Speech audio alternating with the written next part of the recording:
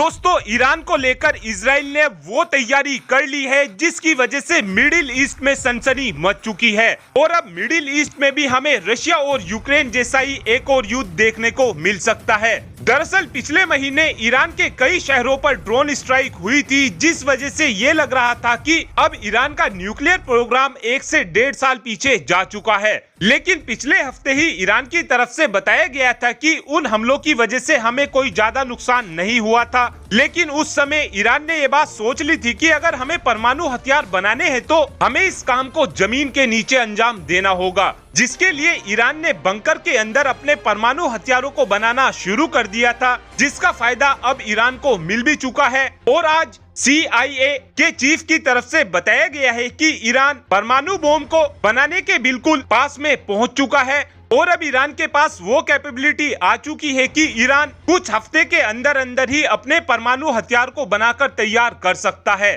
क्योंकि ईरान ने अपने यूरेनियम को 85% तक एनरिच कर लिया है। लेकिन अब सोचने वाली बात तो यह है कि ईरान अपने परमाणु बम को बनाकर तुरंत टेस्ट क्यों नहीं कर रहा है। इस बात के पीछे रीजन यह है कि फिलहाल ईरान की कंडीशन बहुत ही ज्यादा खराब चल रही है और ईरान के अंदर अताउल्लाह खामेनी को लेकर दबाकर प्रदर्शन किए जा रहे हैं। ईरान अब इस कोशिश में लगा हुआ है कि सबसे पहले अपनी घरेलू कंडीशन को सही किया जाए और जैसे ही ये कंडीशन ठीक हो जाएगी उसके कुछ दिनों बाद हमें ये खबर कभी भी सुनने को मिल सकती है कि ईरान की तरफ से अपने परमाणु हथियारों को बनाकर तैयार कर लिया गया है। ये तो हो गई ईरान के पक्ष की बात। लेकिन जब से CIA ने ये बताया है कि ईरान ने अपने यूरेनियम को 85% तक एनरिच कर लिया है, जभी से ही इजराइल के पैरों के नीचे से जमीन खिसकी हुई है। इसी बात को लेकर अब इजराइल भी अपनी तैयारियों में जुट चुका है और अब इजराइल की तरफ से एक मिलिट्री प्लान बनाया जा रहा है और इस प्लान के अंदर मेनली केवल इसी बात पर फोकस किया जा रहा है कि कैसे